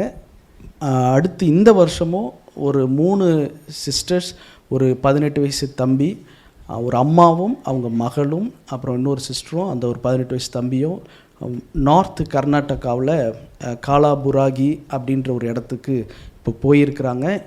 வருகிற 7ஆம் தேதி, மே மாதம் இந்த 7ஆம் தேதி ராமேஸ்வரத்தில் மீனவர்கள் ஒரு 4 பேர் திருமணமான கணவன்மார். அவங்க 4 பேர் இப்போது அங்கேருந்து அஸ்ஸாமுக்கு போகிறாங்க. மே 7ஆம் தேதி அவங்க புறப்பட இருக்கிறாங்க. அவங்க பயணத்திற்காக ஜெபித்து கொள்ளுங்கள். இதை கர்த்தர் தான் செய்கிறார். இது எப்படி நடக்குது எனக்கு தெரியல. கர்த்தருடைய கிருபையினால் இப்படி 1000 பேரை டார்கெட் பண்ணி அவங்கள பிடிப்பதற்கு, இந்த 15 குழுக்களை தொடுவதற்கு கர்த்தர் போதுமானவராக இருந்தார். ஒன்றுமே இல்லாமல் 0லேருந்து ஆரம்பித்து இந்த 15 குழுக்களை தனியாக அவங்களுக்கு ஒரு வாட்ஸ்அப் குரூப் க்ரியேட் பண்ணி அந்த வாலிபர்கள் எல்லாம் அதில் சேர்த்துக்கிட்டு வரேன். ஏன்னா வாட்ஸ்அப் குரூப்பில் 1000 பேரை இப்போ சேர்க்கலாம். என்னுடைய டார்கெட் 250. ஏன்னா 4 நிலத்தில் 1 தான் நல்ல நிலம், மற்றதெல்லாம் கற்பாறையோ முள்ளோ வழியிலையோ விழலாம். 250 பேர் ஒரு ஸ்ட்ராங்கான வாலிபர்கள் கிடச்சிட்டாங்கன்னா அடுத்த 10-20 வருஷத்தில் அவங்கள மென்டர் பண்ணி அவங்க இருக்கிற பகுதிகள், ஒருவேளை அவங்க வெளிநாட்டுக்கு போகலாம், வேலைக்கு போகலாம், அவர்களை மானிட்டர் பண்ணுறதுக்கு ஒருவேளை பாஸ்டர்ஸ் ஆகலாம், மிஷினரி ஆகலாம். இந்த 15 குழுக்களில் ஒரே ஒரு தம்பி, ஜெகதீஷ்ன்ற ஒரு தம்பி தான் ரிட்டன் டிக்கெட்டை கேன்சல் பண்ணிவிட்டு நான் மிஷினரியாகவே இருக்கிறேன்னு சொல்லி அஸ்ஸாமில் தன்னை மிஷினரியாக ஒப்பு கொடுத்துருக்குறான். ஒரு தம்பியை மிஷினரியாக வாங்கன்னு சொன்னால் யாரும் வரமாட்டாங்க. ஒரு மாதம் வட இந்தியாவில் போய் நேபாளில் மிஷினரிகளோடு தங்குறீங்களா, நீங்கள் போக வரத்துக்கு ட்ரெயின் டிக்கெட் நாங்கள் கொடுக்குறோம், நீங்கள் ட்ராவல் பண்ணலாம். 4 பேர் எல்லாருமே வித்தியாசமான மாவட்டங்கள்லேருந்து வரவங்க. அவங்கள இணைச்சி அவங்க மூலமாக இந்த காரியங்களை செய்கிறதற்கு கர்த்தர் ஞானத்தையும் கிருபையையும் பொருளாதாரத்தையும் கொடுத்துக்கிட்டு வராரு. அதற்காக நான் ஆண்டவரை துதிக்கிறேன். இந்த ஊழியங்களுக்காக தொடர்ந்து நீங்கள் ஜெபிக்கிறீங்க. இப்படி ஒரு 3 மாதத்துக்கு ஒரு முறை எனக்கும் ஒரு வாய்ப்பு தர்மேஷ் பிரதரோ சபையாரோ நீங்கள் கொடுக்குறீங்க. அதுக்காக ரொம்ப ரொம்ப நன்றி. கர்த்தருடைய நாமம் மாத்திரம் மகிமைப்படட்டும். ஒவ்வொரு விடுமுறை நாட்களில் இங்கே இங்கிலாண்டில் யூரோப்பில் ஊழியத்துக்கு போவதற்கும் கர்த்தர் உதவி செய்கிறார். காஸ்பல் ஃபார் ஆல் நேஷன்ஸ் என்கிற அந்த குழுவிலையும் ரூத் சிஸ்டர் மூலமாக ஏறக்குறைய ஒரு 4-5 வருஷமாக தொடர்ந்து 1 சாமுவேல் 12வது அதிகாரத்தில் ஆரம்பித்து இப்போ 2 சாமுவேல் 16வது அதிகாரம் வரைக்கும் கர்த்தருடைய வார்த்தையை பகிர்ந்து கொள்ள அருமை சகோதரி அவங்க உற்சாகப்படுத்துகிறாங்க. இப்போ தான் 2 சாமுவேல் 17வது அதிகாரத்தை ஆரம்பிக்கிறோம். அவங்கக்கிட்ட பேசினதை அப்போல்லாம் ஸ்கைப்பில் இருந்துச்சு, அதுக்கப்புறம் இப்போ வாட்ஸ்அப் வந்துட்டாங்க. அவங்கக்கிட்ட பேச ஆரம்பித்ததை என் ஃபோனில் ரெக்கார்ட் பண்ணேன். இது எதுக்கு ரெக்கார்ட் பண்ணேன் எனக்கே தெரியல. ஆனால் அதுக்கப்புறம் கோயம்புத்தூரில் ஒரு தம்பி முன் வந்து அதை எல்லாத்தையும் யூடியூப்பில் அப்லோட் பண்ணுறதுக்கு உதவி செய்தார். அதை பார்த்து சவுதி அரேபியாவில் இருந்த ஒரு பாஸ்டர் தான் என்னை சிங்கப்பூருக்கும் மலேசியாவுக்கும் யூடியூப்பில் பேசுகிறத கேட்டு அவர் மலேசியா சிங்கப்பூருக்கு அழைச்சிருந்தார். ஸோ சிஸ்டருக்கு ரொம்ப நன்றி சொல்கிறேன். அதன் மூலமாக எப்படியெல்லாம் ஆண்டவர் வளர்த்து எடுக்கிறார். கர்த்தருடைய வார்த்தையை நாம் கருத்தாய் கற்றுக்கொண்டு போதிக்கும் போதும், அதன்படி வாழும் போதும், எளிமையாய் உண்மையாய் இருக்கும்போதும் ஒவ்வொரு முயற்சியையும் கர்த்தர் வாய்க்க பண்ணுறார். இது கர்த்தரால் உண்டானது. என்னுடைய பணியை ஒரு வார்த்தையில் சொல்லணுன்னா யோவான் 6வது அதிகாரம் இந்த வசனத்தை மட்டும் வாசித்து நாம் ஜெபிப்போம். யோவான் 6வது அதிகாரம் நீங்கள் வாசித்து பார்த்தீங்கன்னா இயேசு கிறிஸ்து அங்கே ஏறக்குறைய 5000-10,000 பேருக்கு அங்கே பசியாக இருக்கிறவர்களுக்கு அற்புதம் செய்து அங்கே உணவு கொடுப்பார். அப்போது இயேசு கிறிஸ்து யோவான் 6:5 தம்முடைய கண்களை ஏறெடுத்து திரளான ஜனங்கள் தம்மிடத்தில் வருகிறதை கண்டு பிலிப்புவை நோக்கி, இவர்கள் சாப்பிடத்தக்கதாக அப்பங்களை எங்கே கொள்ளலாம் என்று கேட்டார். தாம் செய்ய போகிறதை அறிந்திருந்தும் அவனை சோதிக்கும்படி இப்படி கேட்டார். பிலிப்பு அவருக்கு பிரதியுத்தரமாக, இவர்களில் ஒவ்வொருவனும் கொஞ்சம் கொஞ்சம் எடுத்துக்கொண்டாலும், ஒரு சோறு போட்டு மறுசோறு போடாமல் பார்சல் கட்டி கொடுத்தாலும் 200 பணத்து அப்பங்களும் இவர்களுக்கு போதாதே என்றான். கணக்கு போடுறார். எப்படி இது செய்ய முடியும் அப்படின்னு பிலிப்பு கணக்கு போடுறார். அப்பொழுது அவருடைய சீஷரில் ஒருவனும் சீமோன் பேதுருவின் சகோதரனுமாகிய அந்திரேயா அவரை நோக்கி, அந்திரேயான்னு டைரெக்டாக சொல்ல முடியல, சீமோன் பேதுருவின் சகோதரனாகிய அந்திரேயா அப்படி தான் அவர் அறிமுகப்படுத்த வேண்டியதாக இருந்தது. அவ்வளவு பிரபல்யமானவர் இல்லை. அந்த அந்திரேயா இயேசுவை நோக்கி, இங்கே ஒரு பையன் இருக்கிறான் அப்படின்னு சொன்னார். என்னுடைய வேலை என்ன? இங்கிலாந்துக்கு போகிறேன், ஜெர்மனிக்கு போகிறேன், ஃப்ரான்ஸில் பல சபைகளுக்கு போகிறேன். எந்த பையனுடைய டிஃபன் பாக்ஸில் 5 அப்பம் 2 மீன் இருக்குன்னு அந்திரேயா எட்டி பார்த்த மாரி எட்டி பார்க்குறேன். அந்திரேயா செஞ்சால் கரெக்டு, நான் செஞ்சால் தப்பா? இங்கே ஒரு பையன் இருக்கிறான், இங்கே ஒரு சர்ச் இருக்குது, அவங்க டிஃபன் பாக்ஸில் 5 அப்பம் 2 மீன் இருக்குது. அதை ஆண்டவர் கையில் கொடுத்தா 5000-10,000 பேருக்கு ஆண்டவர் அற்புதம் செய்ய வல்லவர். பிலிப்பு உட்காந்து கணக்கு போட்டார். அந்திரேயா வந்து கனெக்ட் பண்ணார். யாருக்கு என்ன ரிசோர்ஸ் இருக்கோ அதை ஆண்டவர் கையில் எடுத்து கொடுத்துட்டாரு. 5 அப்பம் 2 மீன் 5000-10,000 பேருக்கு பிரயோஜனமாக இருந்தது. போன வருஷத்தில் இந்த திட்டத்தை ஆரம்பித்தோம். மிஷன் பாத் ஃபைண்டர்ஸ், வாலிபர்களை மிஷினரி பாதையில் நடத்தி அவர்களை ஃபைண்ட் பண்ண வைக்கிறது, அவங்களுக்கான அழைப்பு என்ன என்பதை கண்டுபிடிக்க வைப்பது. முதல் 4 பேட்ச் வந்து நேபாளுக்கு போனாங்க. டாக்டர் அசோக் குமார்கிட்ட முதல் 3 பேர் போனாங்க. 5வது பேட்ச் திரிபுரா, பங்களாதேஷ்க்கு அந்த பக்கம் இருக்குது, அங்கே போயிருந்தாங்க. 6வது கல்கட்டா பைபிள் செமினாரி என்கிற CBS கேம்பஸ் போனாங்க. 7வது பேட்ச் தான் அந்த 2 பெண்கள். அவங்க வந்து ஒரிசாவுக்கு இந்தியன் கிறிஸ்டியன் ரிவைவல் மூவ்மெண்ட் என்கிற அந்த ஸ்கூலில் போய் அங்கே இருக்கிற பெண் டீச்சர்ஸ்க்கு இங்கிலீஷ் இன்னும் அதிகம் சொல்லித்தரணும். அப்போ ஆண்களை வச்சு அவங்கள ஃபார்மை பண்ண முடியாது. அந்த ஃபார்மாசியம் கொடுக்கறதுக்கு பெண்களை தான் அனுப்ப முடியும். இப்போ 2 வாலிப பெண்கள் அவங்க அந்த ஒரிசாவுக்கு போய் அங்கே இருந்த அந்த ஒரு சின்ன ஒரு ட்ரைபல் ஸ்கூல், மிஷினரி ஸ்கூல், அந்த டீச்சர்ஸ் ஆசிரியைகளுக்கு பெண்களுக்கு ஃபார்மாசியம் கொடுக்கறதுக்காக போயிருந்தாங்க. 8வது பேட்ச் வாரணாசி உத்தரப்பிரதேஷ் போயிருந்தாங்க. 9வது பேட்ச் மறுபடியும் டாக்டர் அசோக் குமார் கேம்ப்ஸ் நேபாள். 10வது பேட்ச் ஜிம்ஸ் ஜார்க்கண்டுக்கு போயிருந்தாங்க. 11வது batch national missionary society Siliguri west பெங்காலுக்கு போயிருந்தாங்க ஜான்சன் வேதநாயகம் பிரதர்கிட்ட. 12வது பேட்ச் மறுபடியும் Indian Christian revival movement ICRM, but இந்த முறை குவாஹாட்டி அஸ்ஸாமுக்கு போயிருந்தாங்க. 13வது batch apostolic Nagamese church Dimapur நாகாலாந்துக்கு போயிட்டு இப்போ தான் ட்ரெயினில் அநேகமாக இன்றைக்கி தான் போய் திரும்பியிருப்பாங்க. 14வது பேட்ச் மறுபடியும் ICRM நார்த் கர்நாடகா காலாபுராகி என்கிற இடத்துக்கு 3 சிஸ்டர்ஸும் ஒரு தம்பியும் இப்போ போயிருக்கிறாங்க. இன்னும் அடுத்த வாரத்தில் தான் திரும்புகிறாங்க. 15வது பேட்ச் அவங்கள வந்து வடகிழக்கு மாநிலங்கள் 7லும் மிஷினரி ஊழியத்திற்கான களங்களை தேடும் பணியில் ஈடுபட்டிருக்கிறோம். அந்த 15வது பேட்சுக்கு தான் இப்போ ஆட்கள் தேடிக்கிட்டு இருக்கிறோம். அநேகமாக அந்த 15வது பேட்சும் கிடச்சிட்டாங்க. டிக்கெட்டும் அவங்களுக்கு போட போகிறோம். இதுதான் நான் சொன்னது. மே 7ஆம் தேதி, இன்றைக்கி தேதி 3, 7ஆம் தேதி தாம்பரத்திலிருந்து நியூ தின்சுக்கியா ஜங்ஷன் அஸ்ஸாமில் இருக்கிற அந்த மிஷினரி நாகையன் ஜான் என்கிற ஒரு இடத்துல குட்வின், அன்புராஜன், மரிய அந்தோனி, மெஸ்மின் என்கிற இந்த 4 ஃபிஷர்மேன் மீனவர்கள் கல்யாணம் ஆனவங்க. அவங்க சொன்னாங்க, நாங்கள் மே 7 போயிட்டு மே கடைசிக்குள்ளே வந்துடணும், ஏன்னா ஜூன் மாதம் பிள்ளைங்களுக்கு ஸ்கூல் ஆரம்பிக்குது, அதுக்குள்ளே வந்துடணும் பிரதர்னு சொன்னாங்க. ஆனாலும் அவங்க 7 புறப்பட்டு 10ஆம் தேதி தான் போய் சேர்றாங்க. 3213 கிலோமீட்டர் டிஸ்டன்ஸ் நடுவில் எழுதியிருக்கு. இந்த ஜான் நாகையன்ற பிரதர் அஸ்ஸாமில் இன்றைக்கி இருக்கிற இந்திய இராணுவம் பிஜேபி கவர்மெண்ட்டில் அஸ்ஸாமில் தான் பெரிய பெட்டாலியன் இராணுவ படைத்தளம் இருக்குது. அங்கே உள்ள மசூதி இருக்குது, இந்து கோயில் இருக்குது. பட் கிறிஸ்தவர்களுக்கு அங்கே சபையோ ஆலயமோ இல்லை.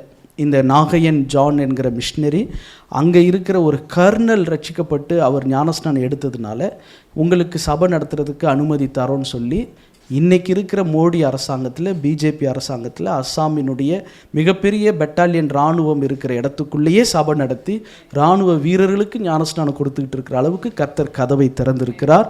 அந்த பிரதர் இடத்துல தான் இவங்க 4 பேரும் போகிறாங்க. இவங்க இது வரைக்கும் போன 15 பேட்சையும் நான் நேரில் பார்த்ததில்லை.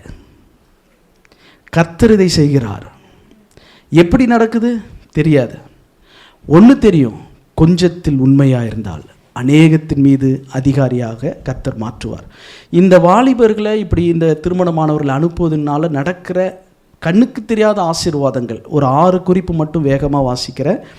இளைஞர்கள் ஐக்கியத்திற்கான முக்கிய நோக்கங்கள். வாலிபர்களின் வாழ்வில் மிஷினரி தாக்கம், கொஞ்சம் கீழே இருக்குப்பா. வாலிபர்களின் வாழ்வில் மிஷினரி தாக்கம்.